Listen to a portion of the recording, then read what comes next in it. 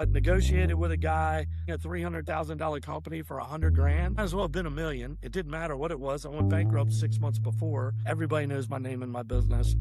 I feel like I had a good reputation. This guy shakes hands with me. He said, "All right, look, I will give you the $100,000 if you give me my payment plan."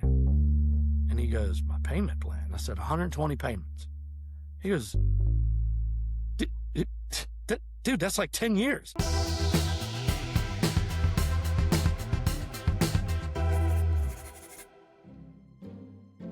Welcome to Business Underdog. I am your host, Eric Remer. I am genuinely excited about today's guest, Chuck Worley, founder and CEO of Worley's Home Services, and someone who truly embodies what it means to be a business underdog. Chuck's story is raw, real, and incredibly inspiring. He started with little more than a dream in a van and no customers, eventually building a multi-million-dollar business before losing it all through personal and financial hardship. Yet he started over from scratch and rebuilt stronger than ever. Today, he's built one of the most recognizable brands in his market through hustle, visibility, and consistency. This is an incredibly fun conversation packed with huge personality that Chuck brings and hard-earned lessons and great stories. Sit back, relax, and enjoy.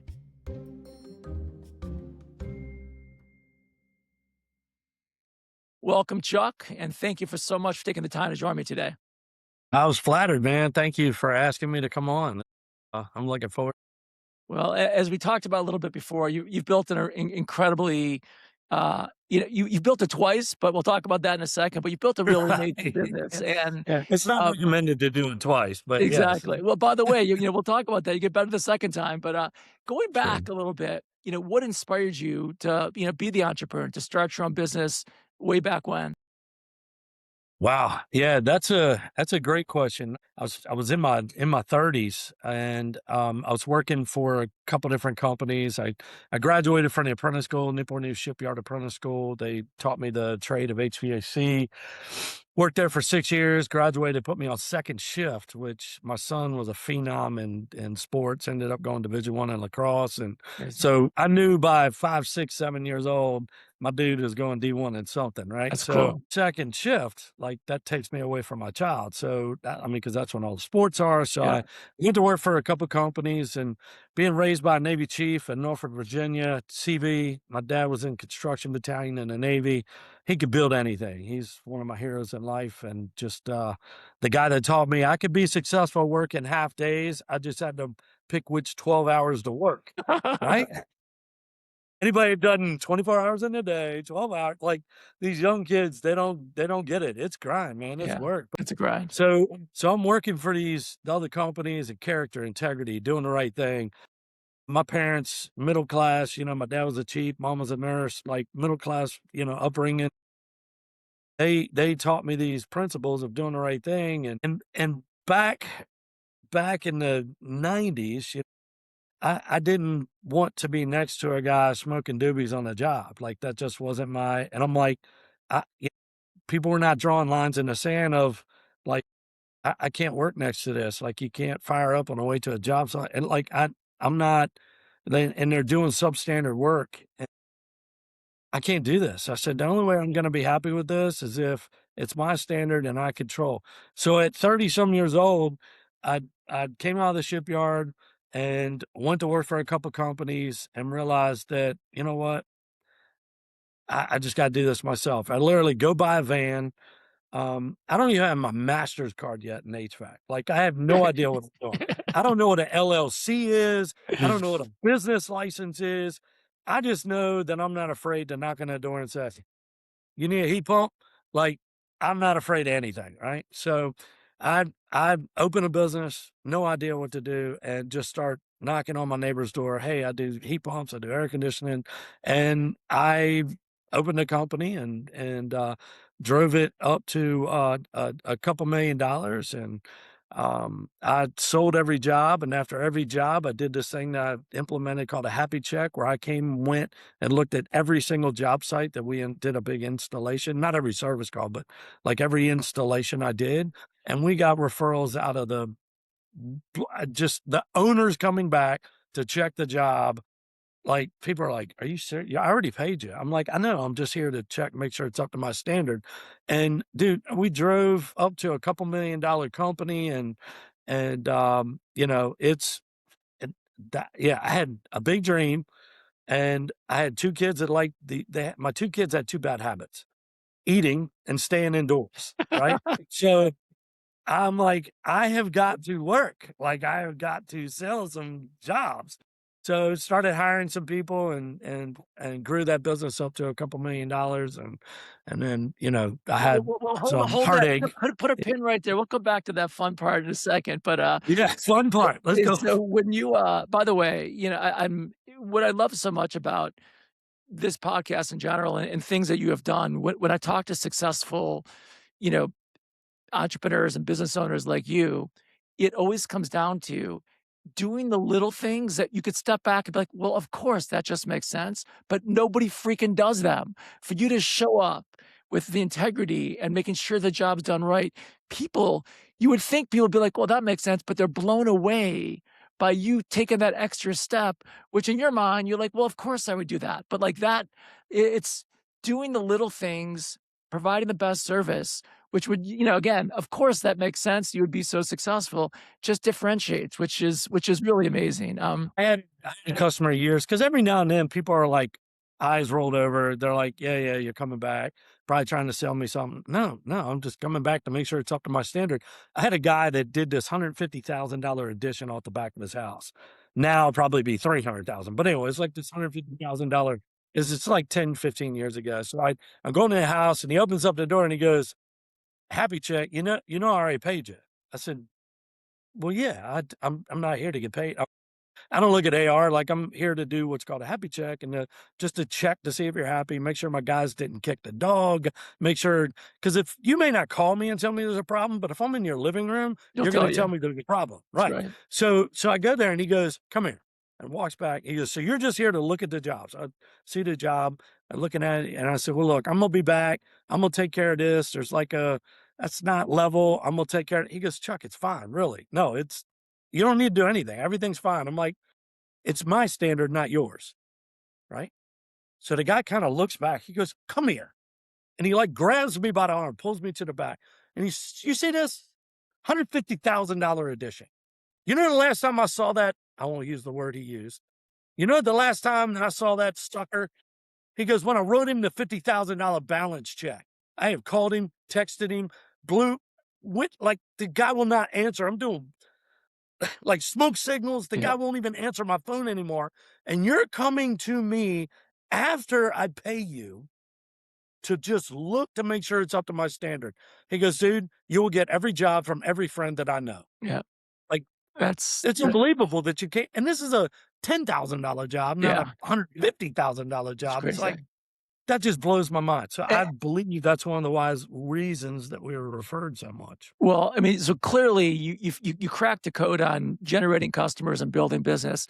What were some of the earlier challenges you had? As you said, you didn't understand what an LLC was. You didn't know how to build a business. I'm sure you had some operational challenges early on. What were some of the things you had to overcome?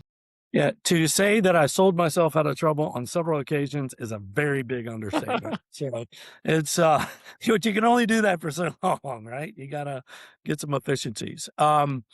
So problems that I ran into, obviously production, obviously character, integrity. I ended up in 2001 coming up with a top. I call it the 10 commandments of a family member of a company member, right? 10 commandments. These are my standards. You cannot cross over these standards. Character, integrity, doing the right thing, no cutting corners, growing personally as well as in business, growing your trade, growing as a person.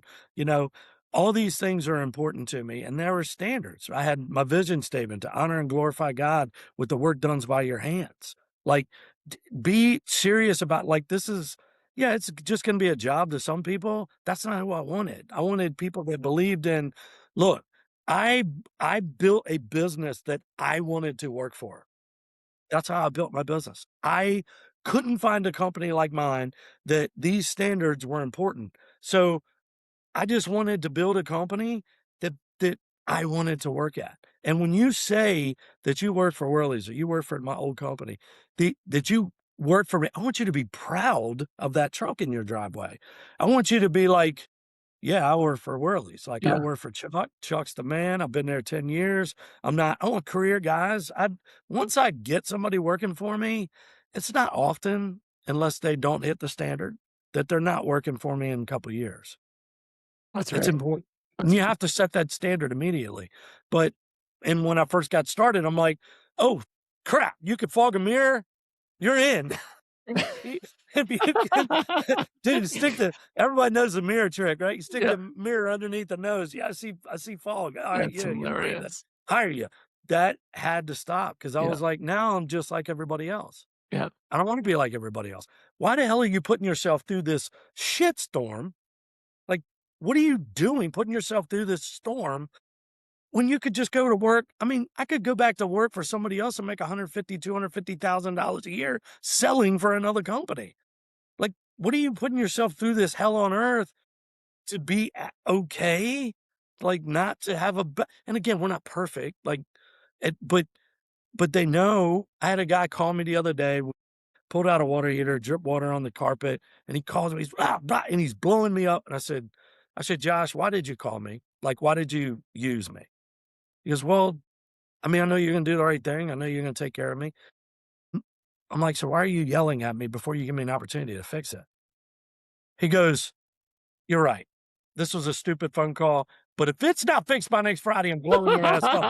And I said, that's fair. I said, I that's love fair, but that. you can't blow me up. And then he goes, it was rude to call you, come in hot, but I'm going to call you next week. I'm buying you beer or I'm kicking your ass. I I love said, it. that's fair. I love it. Like, I that's love fair. it. So I had a carpet guy go over there. I mean, it was rusted water and of course, it's always a white rug, not a black rug, right? So anyway, but we fixed it and we You just did what saw. was right, which was your reputation. We are literally at his house today. That job was 2 years ago. Literally, I was at his house today. We're putting in like a $10,000 job for him today. So Amazing. it you keep customers, Yeah, right? I love it. It's what the most expensive part of business, one of the most expensive parts of business is your level of integrity. The more integrity you have, the more expensive it is. Because Interesting. I could have said, Yeah. it's a little, come on, man. You barely even see it. Like the door comes in. Like, I've never heard it like that, and it's really interesting because if you look at the flip side of that, you are totally right. The level of I would almost say it like this, the level of investment goes up with the level of integrity, but that investment probably pays off, tenfold by that level of integrity, right? So you think absolutely. about that integrity spend is like your marketing spend on steroids. So It is. it's a really interesting way to kind of position it. I haven't heard it like that. It's expensive. Yeah. Integrity is expensive. I love that. That's great. It's But just but it is. but worth the expense, obviously. Absolutely. I mean, without a doubt. So you built this. You kind of you tripped over yourself. You made the mistakes. You figured it out. You finally built, as you said, a $2 million incredibly successful business, and then life happened. You went through a divorce, subsequent, bankruptcy. Tell me how the divorce, the bankruptcy, that impacted you both, personally and professionally at that stage of your career. Yeah, it's I tell you, it was a big hit. My ex-wife led me to Christ, gave me two perfect kids, and in the 50s decided to be single. So it kind of messed up my whole like what I thought my life was going to look like. It's as a Christian man and going through a divorce, that was brutal on me. Like, I just didn't b my parents were married 50 years, her parents were married 60 years, like, it was brutal. It was mentally it was yeah, it was it was a storm for sure. But I know God has a plan. I do know that God has a plan. Sometimes I wish he'd like, "Hey, Chuck, this is what I'm planning," but he doesn't. He just I'm like "Could you give me a hint, bro?" Like, could you like I know you got a plan. Like, I know your plan is not for me to, like, be scrapping metal and to eat and living in an RV with no heat. Like, I know that's not your final plan for me. Like, it can't be. Like, I have so much potential in my head. Like, but it was brutal. I mean, and then being broken, mentally, physically, I mean, dude, at the time I blew up to 275 pounds. Like I was just a wreck. It's, then my friend comes to me and says, "Hey, look, I'll help you get out of this divorce. I've been divorced 3 times. I've had a couple partners. I've seen this. Let me buy your $2 million business for $1." And, I struggled in school, like, this kinda proves it, but dyslexic and dyslexic and dyslexic in 3rd grade, failed 6th grade, failed my senior year English, went to Norfolk State University, failed out. Like, I graduated from the apprentice school with a 1.2 GPA, like, but I did graduate. So school was not my thing, so I always tell people kinda joking, when I tell people I sold a $2 million business for $1, they're like, holy shit, you really can't do math. That's Like, really you really funny. do suck, right? But he would pay the debt. I sell it for $1 and he would pay 100% of the debt off, which character and integrity guy, that was all I cared about. If I'd have got a $300,000 check, my ex-wife's leaving with half of it. Well, we got a $500,000 of debt. Like that money has to go to the debt. But with her, it was going to disappear, right? So I felt like this was the safest thing to do, my friend, and he didn't pay what he was supposed to pay. My joke is I am really too pretty to go to prison, right? He's about a buck 80. I'm 260. Like, I am a big man. I was a state champ in wrestling. He's a buck 80. I'm 270. Somebody's going to the jail and somebody is going to the hospital, right? And I'll let you figure out which one is which, right? I mean, I'm ready. And when he walks into the room, bro, the hair on the back of my neck would go up. Like, I am in a bad place. Like, I have to get away from him. So I was selling for the company. We merged our 2 companies together.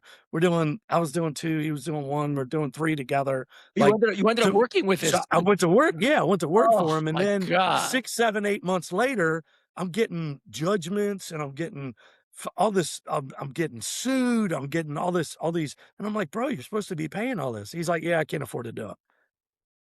"Oh, okay. Well, I just handed you $150,000 in assets and sold my $2 million business for $1 with the agreement you would use those assets to pay the debt." "Yeah, I just can't afford it."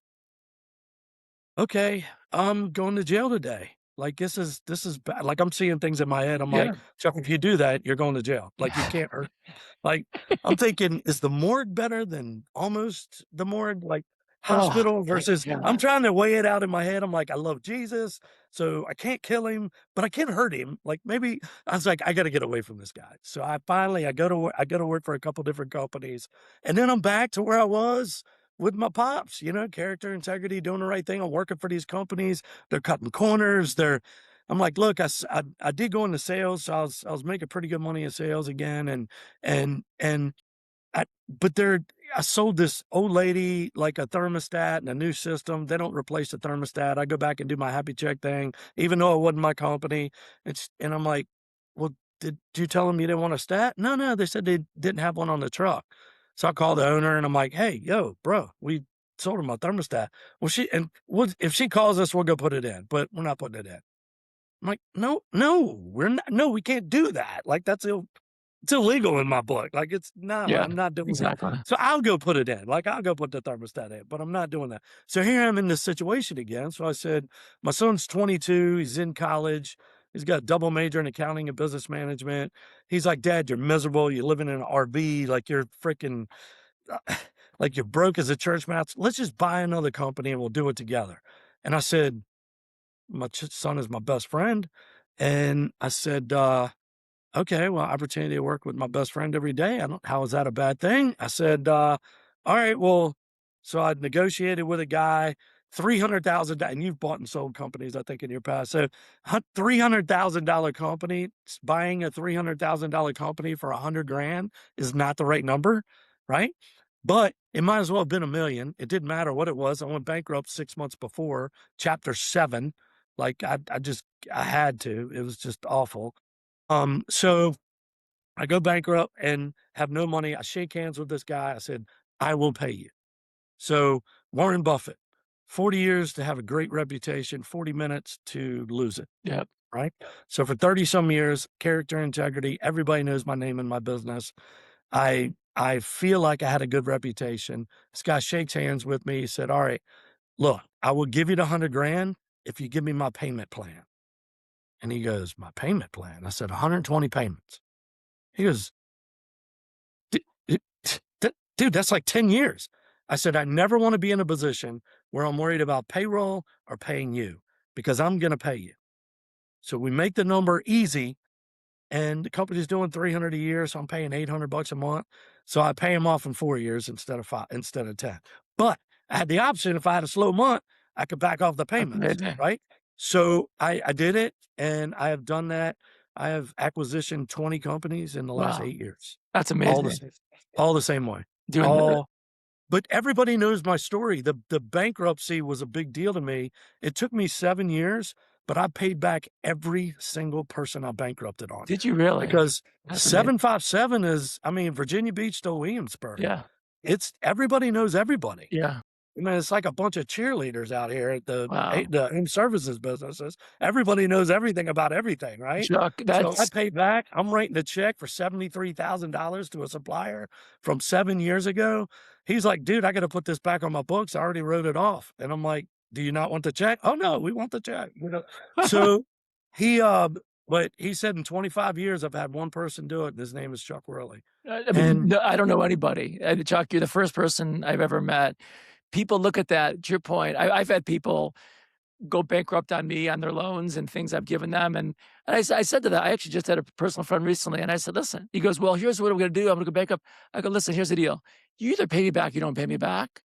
I right. go, "I don't care what you wanna do, what you're gonna do. I gave you a loan as a personal friend.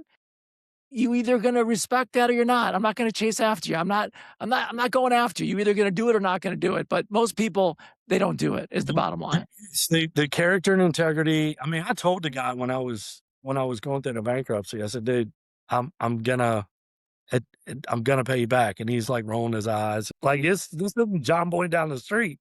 I'm paying you back $500,000 of debt. I did the Dave Ramsey debt snowball, paid everybody back. I sat down with an old CPA, that I owed it. This one was a bad story. She $15,000 is what I owed her, and I was making payments on a CPA firm. She opens up her own practice and buys the debt from her company. I go bankrupt a month later, Ugh, and she's my friend. So yeah, I'm like, "Look, I was paying her 50 bucks a week, like I was doing the pet debt snowball." Like, she just like, "Just pay me." Like, I'm like, "I love you. Like, I swear I'm paying you back." She goes, "I told my husband you were gonna pay me back." So then a couple years, the bankruptcy, all that stuff goes through, and it was probably 5 years later, I called her up and said, "Hey, I brought a check with me," and, I said, "Do you know why I'm here?" She goes, "I know why I hope you're here." And, I said, "How much do I owe you?" She goes, "Oh, I just happen to have that here." And she literally pulls it out, like, right in front of me.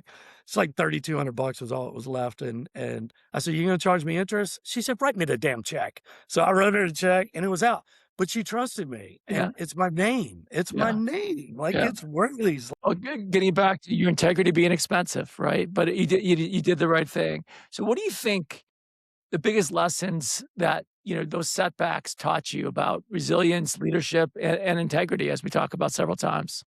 I learned, I kinda told you my school story, like, I'm not a smart guy, and I have always said, "I'm never gonna outsmart you, bro. I'm not, but I will outgrind your ass every single day the rest of my life." Uh, Like, it is when I walk into a room, I got $100 million guy, $200 million guy. I was just rubbing elbows with a guy that sold his business for $500 million, like the biggest out home service guy. He's just fantastic. Spent the day with him at his house and just great guy. When I walk into a room with those guys, they're smarter, they're prettier, they're better looking, they're better shaped, they're what but ain't one of them gonna outwork me. yeah, Not one of them I will love it. outgrind me. It's just not gonna happen. And I knew I'm never gonna outsmart anybody, so I had to outgrind people. I just spoke. This is a really proud moment for me last week. I got to speak at a VOTEC graduation in my area. I go back to local high schools to as many of them as I possibly can. It's kind of to tell my story of, hey, look, 1.2 GPA, you can still be successful, Yeah, right? Fail in school, you can still win. I'm that guy. Like, I want these kids to be like, "Man, I got a 2.2. I'm smarter than that guy, so if he can make it, I know I can make it." My goal is to give them hope that, man, if a guy like that 1.2, are you kidding me? That guy's dumb as a brick, right? I want them to think that so that they gives them the confidence of, man, I can still win. Like, I don't have to be the valedictorian of the class. And so anyway, I got to speak at the graduating class of New Horizons here in the 757 Virginia area code, and that was a proud moment for me to be able to speak into those kids and say, look, and I told them, I'll tell you the secret to being successful: work, 4-letter word, outwork the sucker next to you. That's it. You're in a room, the guy next to you, you're outworking him. If you're not outworking him, you're gonna lose. Yeah. Like, there's so many talented people in sports, but man, I wanted that grinder. I wanted that guy next to me that's working as hard as me and put myself. That's what I've done with our team, is having the 10 commandments, having the character and integrity built into the company.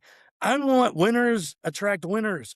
How did you, in addition to the integrity, the good quality work, the commandments, how did you like what innately told you that you should be out there utilizing your marketing, your brand? People who are listening don't see this, but everything that Chuck does has got the orange, the green, the white. I mean, he's branded everything All the way to the gooder glasses, all the right? way The to the green and glasses. orange. Like Yeah. fantastic. How did like what drove that? What was that inspiration to So do as that? we were growing, so the first couple years in business, I mean, I bought a $300,000 company, and within 12 months we're at 1.1 million. The second year we're at 1.75. My son ran the ops from his dorm room of his college campus, doing payroll at 4 o'clock in the morning, after studying, after lacrosse, after like we ran it from his dorm. We had a warehouse. Like, it was crazy. Grew from, so I'm selling everything. I'm in every single house. If there's a sale, I'm in it. We grew that year he graduated from college. We were at 1.75. The next year, 2019, we went to 3.5 million. 2.5 million of that was me. So he took the EOS system, like he took everything off of me and said, go. Like, do not think of anything except banging on doors, knocking, networking, and selling jobs. So I grow. So we start growing a little bit past Chuck. So all of a sudden, Chuck started to be the bottleneck because I can only be in 5, 10 houses a day. Like, I can't be in 30. Like, I'm good, but I'm not that good, right? And so anyway, we started. My son's like, look, the guys need to make more money. You're taking all the leads. Let them kind of do it. So he said, you need to go into the marketing and the sales and marketing and branding. So I said, well, if all I'm doing is that and I'm not in 5, 10 houses a day anymore, I'm gonna be at 3 to 5 events a day. I'm gonna get in front of 100 people a day. I'm going to be seen in my market. When I walk into a room with 100 people, 92 of them know who I am. Like, it is, I just took it to the next level. I can't, and now I'm doing some coaching and mentoring and stuff with some guys now. I can't even get some of these guys to wear a damn baseball hat with his logo. Like, how the hell are they going to know what you're doing? You don't have a logo on your shirt. You don't have like the same colors. You got one guy with a blue shirt, one guy with a Led Zeppelin freaking ripped up T-shirt. Like, brand your business. Yeah. When I walk into a room, they don't have to ask who I am or what I do. They already know. Yeah. And it's getting owners. I had a marketing chick walk up to me one time. She goes, look, all I'm trying to do is get them to wear a baseball hat with a logo and just brand their own business. And then there's you. You're like a dream client to any marketing person. Like, you just have embraced it and taken it to the next level. I mean, all the way down to the orange and green Pumas. People notice the shoes or the Chuck Taylors, green and orange Chuck Taylors, before they notice my face. They're looking at what kind of shoes I got. That it's important to brand your business. Yeah. You People will forget you. I just had a friend of mine. I've been friends with this guy for 30 years. He worked for me 20 years ago. I talk to him, text him 2, 3 times a week. And he's talking to me the other day. He just dropped 2 grand on a plumbing company. I said, at your house? He goes, yeah. And he goes, oh shit. I just told on myself. I was like, bro, do I need to work on my branding? Like, why didn't you call me? Yeah. Because, he worked for me as a heat pump guy, technician. He's like, I totally heat and air. I totally dropped the ball and it never happened again. But he's my friend and he forgot. So Right. that tells me if you're just an average acquaintance, you're going to forget about me unless I get in your face. I had a competitor of mine, I'm wearing this big orange jacket, and it's obnoxious, I'm not gonna lie, right? You don't have to go to the extent that I do, but I walk in and I walk in and to this thing, and he goes, "You know, everybody thinks you're a freaking idiot. Everybody's talking trash on you, like this idiot walking around with Chuck Taylors on, and he just flaunting like a daggone, what's the big bird with the feathers? The peacock. Yeah, He's yeah. just doing all that." I said, "Dude, I'm just trying to be seen. Like, he goes, "Everybody's talking about you, man. You look like an idiot. Everybody's just everybody I talk to just is talking about you." And I said, "I'm sorry, what'd you say? Can you repeat word for word what you just said?" He goes, What do you mean?" I said, "It's word for word. They're what? They're talking about you." And I said, "Guess who they're not talking about?" Mic drop. I love it. Like, if they're talking about me, guess who they're gonna call? Because top of mind awareness is real. Brad Lee I love Brad Lee's podcast, Dropping Bombs. He had said something the other day. He was talking to this guy. He goes, or the guy goes, "The more hands you shake, the more money you make." I like that. And I said, "You know what? I kinda like that." And that's when I embraced the brand. That's when I embraced I'm handing cards to people that I see 2 and 3 times a week, and I'm old, so I like business cards, right? So some of these tap things and the app things I don't want 58 apps, right? So I'm a card guy. So I'm handing cards to the lady's like, "Dude, I just saw you 3 days ago at another event. I already got one of your cards." I said, "I need one in your car, I need one in your house, and I need one on your fridge, and I need one in your office. Because when something goes wrong, I want that green and orange to flash before your eyes so you make the right phone call." She goes, "All right, I only got 2. I'll take the 3rd one." But you have to remind people. My friend forgot me. Well, it's clearly been successful with what you've built and how you've built it. And as you think about kind of the next phase, both for yourself and the industry, we talked a little bit about, how you think about the future of home service industry as private equity comes in. How's the landscape changing for your business and the business as a whole? I think private equity has a place in the business. I was looking at a thing the other day. It said 61% are first generation, 30 some percent are second and third generation. 6% was private equity, which shocked me. That shocked me, right? But if you just say it was 1% 3 years ago, 5 years ago, right? It was 1%, right? I think it has a place in our market. I also think guys like me doing the small companies, buying half a million, $1 million and below companies, that's my jam. Like, because they're 70, 80 years old and they don't want to sell to private equity. They don't want their prices to be, $30,000 for change outs. They want to sell to a family business, a legacy business, with me and my son. So I have my market. And then I think the guys that are one truckers will be fine because they have no overhead and stuff. I think the butt kicking is going to come from the $1-2 million guys. I Interesting. think that they are not, because dude, I'm paying my guys $40 an hour. I mean, I got guys making 100 grand a year working for us. The franchises are paying percentages, so those guys are making $200,000. Yep. I just don't know how they sleep at night. But I mean, we have spiffs and stuff like that, but I mean, hourly keeps a meeting, and then they get bonuses and stuff on being successful. But when you go straight commission, I think takes the integrity out of it because Yeah. if I got this blue haired lady that has money and I could charge her 12,000 for a $10,000 job and I get 20% of it, I think you have to have boundaries, right? Yeah. There So you go. we all need, in order to keep the dog in the yard, you got to have a gate, right? You got to have a fence. So I think it's important, but I don't put down private equity because it's real. Like Yeah. it's a real thing, and it And is look, it blessing a lot of provides people. equity. It provides liquidity for certain organizations, especially at the larger scale. Some of the guys you're talking about probably sold to private equity, the bigger guys that had massively scaled businesses. I mean, look, a business of your scale, it's probably if you ever want to sell, it's probably going to go to private equity because Yeah, you I mean, I started to tell I mean, we were at 3.5, then we went to 6, and then we grew to 10 million and amazing. from 4.1 to 10 million in 2 years. Like we did 12 and then 13, and last year we did 17.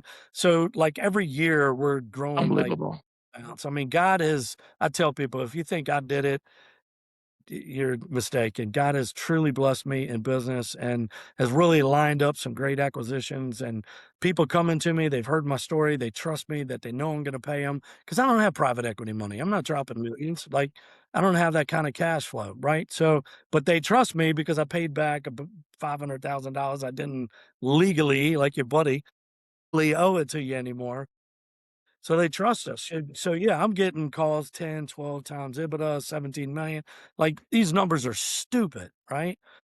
But my son wants to, he's 31 and he wants to keep the You want company to in the build the family. business, yeah. Yeah. Well, and So I mean, that's not to say that he's not going to talk me out of it, and we do joke around. I was like, whatever you think, and just add a couple zeros, hey, right? Chuck, So there's always a it's number. There's always a number, Chuck.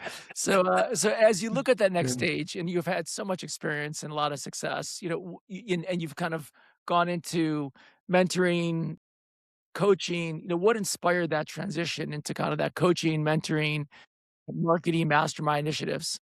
Yeah, so I kept having people ask me to coach them and ask me to help them with their marketing and stuff, and I was doing it for free because I would. I mean, you would too. I mean, you help people Yeah, all the without, time. Yeah. yeah, and I have a big heart, and I will tell you, I went through this nasty divorce and was a scorned ex-husband for probably almost 14, 15 years, and God literally sent me an angel. I've been friends with my wife for 25 years, and we met at a networking event. She was my banker years ago, and her husband had passed away, and we got together. And again, I was dating a girl for 5 years, broke up with her because she wanted to get married. So I was never getting married again, right? And God sent me her, and I just said, "There's no way I'm letting this one get away." Like she is just the kindest person I've ever met in my entire life, and I am blessed that she trusted me and wanted to spend the rest of her life with me. So Miss Julie is changed my life. So I wanted to coach, and I was helping all these people in between other stuff. And I did my first keynote speaking thing last year in Texas in front of 200 HVAC guys, and I did the thing last week. So I'm getting more opportunities to speak, and I'm signing a contract this week for a publisher and gonna write a book and all this stuff. So I started doing all this stuff and people are coming to me and my wife's like, "Look, I love you. I love your heart." I mean, she heard me for 45 minutes speaking into a guy who's going through a divorce.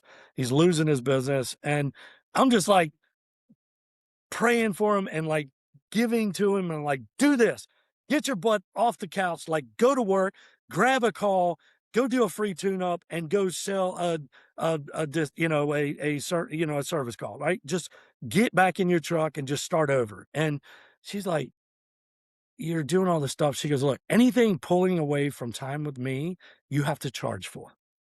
And I said, Love that. You know what?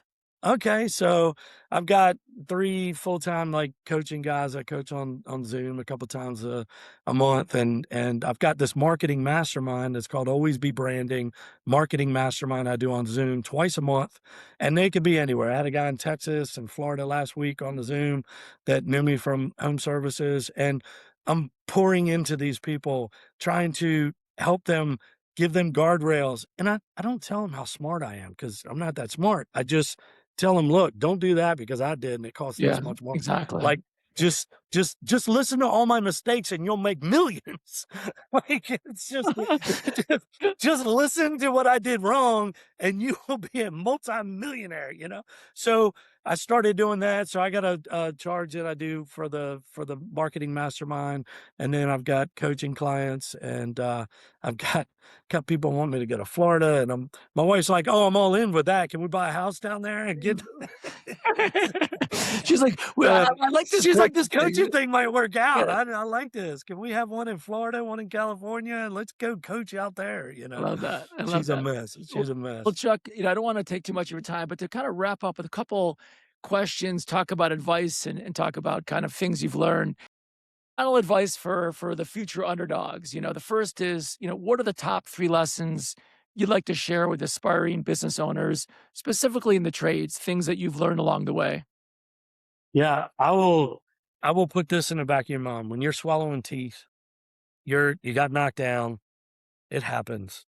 It's not gonna not happen. Like, it's gonna happen. Like, some might not get kicked in the face like I did when I was on all fours. Like, after the divorce, I'm on all fours trying to climb up the ropes, and I'm getting kicked in the face as I'm getting, bankrupts and judgments, and, like, I'm like, "Lord, help me." Like, what is happening? Like, but the whole time, I will give you this. I would give you these 4 words. God has a plan, and it is what I held on to with everything I had. It is like the only thing that I think that really, those 4 words, where God has a plan and I know he has one for my life, and it's not to be this. Like, I know God wants more for me. And so if you're getting kicked in the face, just freaking suck it up, work harder, nobody cares, right? Just go to work, outwork every single person in the room. When you're going through crap, they don't care. The guy next to you does not care. Quit telling them about the awful divorce. I am winning. I am winning. I am not gonna get my butt kicked for the rest of my life. I mean, I was a state champ in wrestling. I didn't win every match my senior year. Like, I took lumps. I got my butt kicked, but there's in my house, and my ex mother-in-law used to get so mad at me because I tell both my children, my daughter, 3-time national champ in girls cheerleading, and my son was a Division I lacrosse guy, which is the half percent. He got a scholarship to go Division I. So he's in the half of the half percents, right? There is no losing in the Worley household. You can win and you can learn, Yeah. but you cannot lose. It is unacceptable. And my ex mother-in-law, she's, God rest her soul, she's a wonderful person, but she says, "Stop telling him it's not okay." I'm not telling him it's okay to lose. Right. Well, that's It's not the point. The point is, it's not about the loss, it's about the learning. You can't let the yeah, loss not be growth, right? You gotta grow from those opportunities, and by the way, I've grown from this opportunity, Chuck. I can't thank you enough for myself to share, and everyone who listened today, your story. You should be speaking more because you're great at it, and you have a great story thank to you. tell. You're So very kind. I genuinely appreciate it. I'm inspired by it, and appreciate your time today. Thank you so much, Chuck. Absolutely. Thank you for joining me on this episode. I'd like to invite you to subscribe to Business Underdog on your favorite podcast platform. By subscribing, you'll never miss an episode and you'll be the first to hear these incredible stories. Please be sure to follow us on social and visit our website at businessunderdog.com for episode updates, resources, and more. And thank you for listening today. Until next time, stay inspired, keep pushing forward, and embrace your inner underdog.